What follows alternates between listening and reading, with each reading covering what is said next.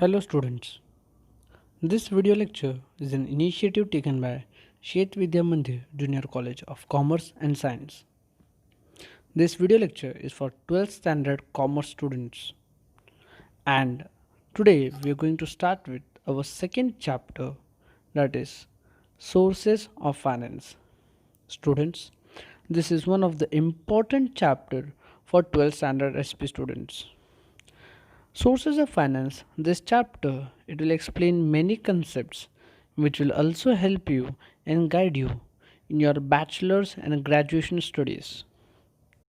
As the term says, sources of finance. As we know, finance is the bloodline of every business organization. It is a key for every business activity. No business can survive in the market without a proper finance. We have seen this explanation in 11th standard as capital. Finance is also termed as capital. Every business organization, whether small or big, profit making or non profit making, initially they require finance to start their business. As our subject Secretarial Practice majorly explains the concepts related to joint stock company. And in 11th standard, we have seen huge capital as an important feature of joint stock company. This is because joint stock company has number of securities or number of sources through which they can raise their capital. As learned from last chapter, we have seen there are basically two types of capital, that is owned capital and borrowed capital. Owned capital comprises of share capital and retained earnings, and borrowed capital comprises of debentures, loan from bank, loan from financial institutions. This we have learned in previous lectures, or you can say in our previous chapter. This chapter will explain all these sources of finance in detail, and gradually I will explain all the sources of finance. So, today we will start with owned capital. Students, owned capital is also called as owner's capital or shareholders capital. As owned capital comprises of share capital and retained earnings. Share capital means when a company issues shares in the market through which they get funds to operate their business activity. A person who purchases shares of the company is called a shareholder and also the owner. Initially, a company raises its funds by issuing shares.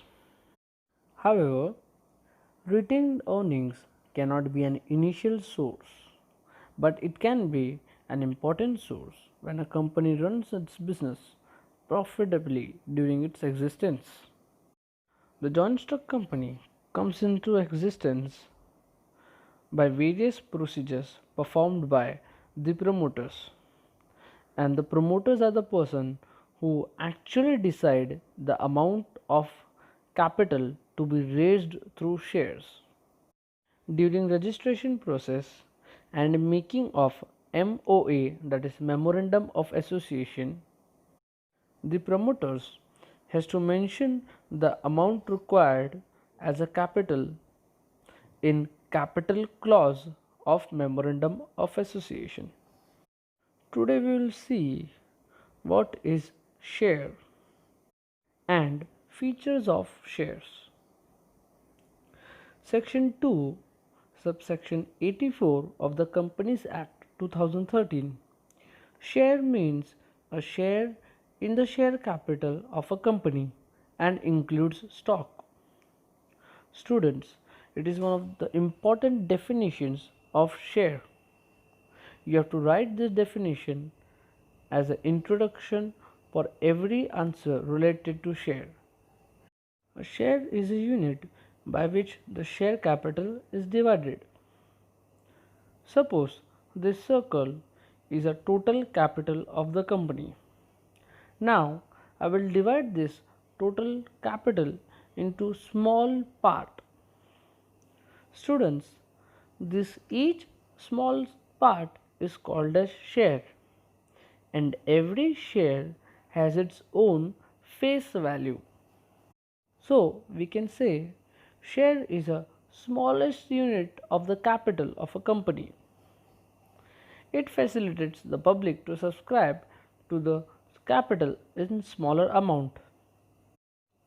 That means every investor, a small investor or a big investor, can subscribe for the shares as per his investment power.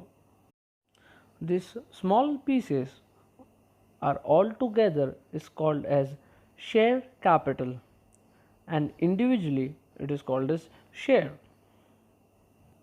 Now let us see the features of shares. Meaning, share is the smallest unit in the total share capital of a company. As taking circle as a share total share capital of the firm, I have explained how share is the smallest unit of the company. Ownership.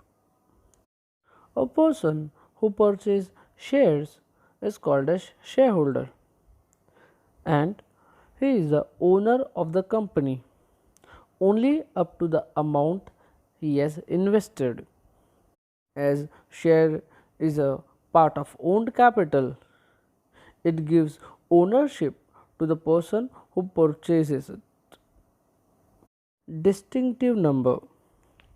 Students, as you all have your unique roll number, or you can say every notebook or a textbook has its unique page number or a serial number.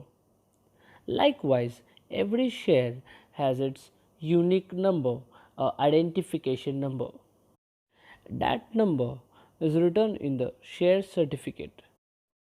But if a person or an investor purchases shares electronically, that is through dematerialization, it won't have any share certificate number or any identification number. Evidence of a title.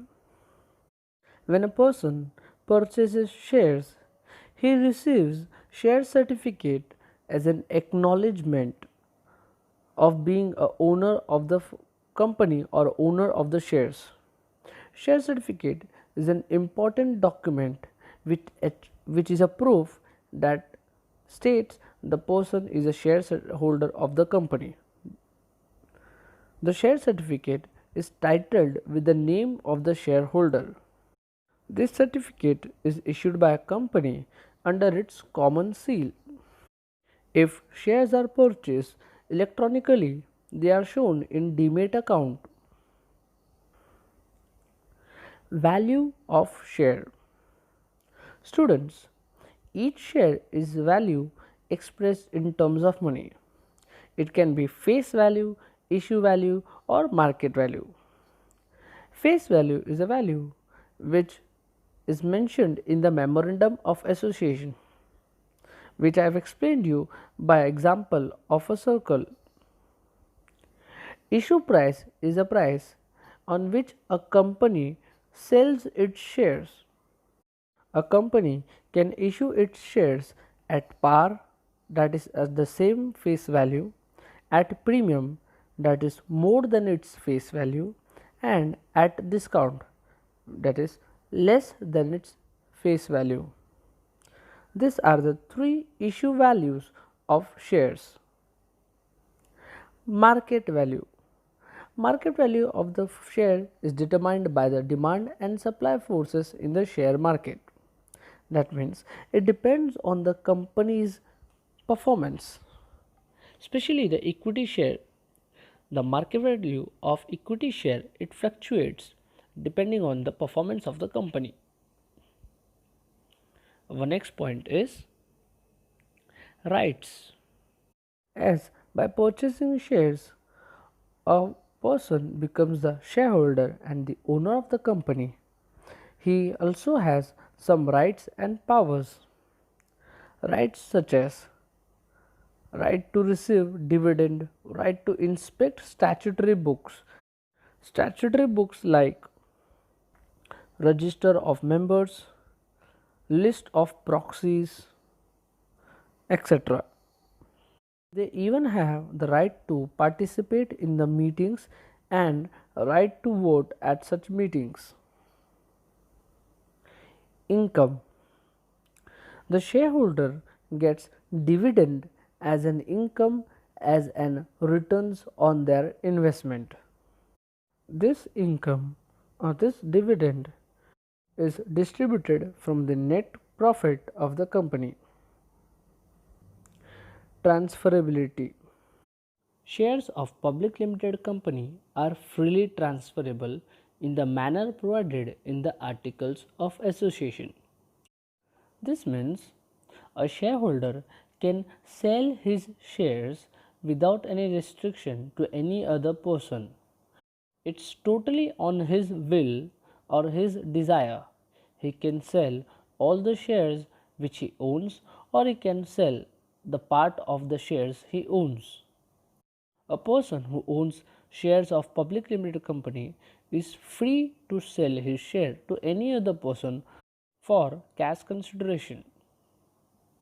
Our next point is kinds of shares. A company can issue two kinds of shares: equity shares and preference shares. In previous video lecture, in learning capital structure, we have seen equity share and preference shares. Equity shares are the basic source of financing activity. The equity shareholders are the real owners of the company. They are the shock absorbers. Equity shareholders get fluctuating rate of dividend. Preference shares. Preference shares carry preferential rights as to the payment of dividend and have priority over equity shares for return of capital when the company is winding up. In next video lecture, we will see features of equity shares.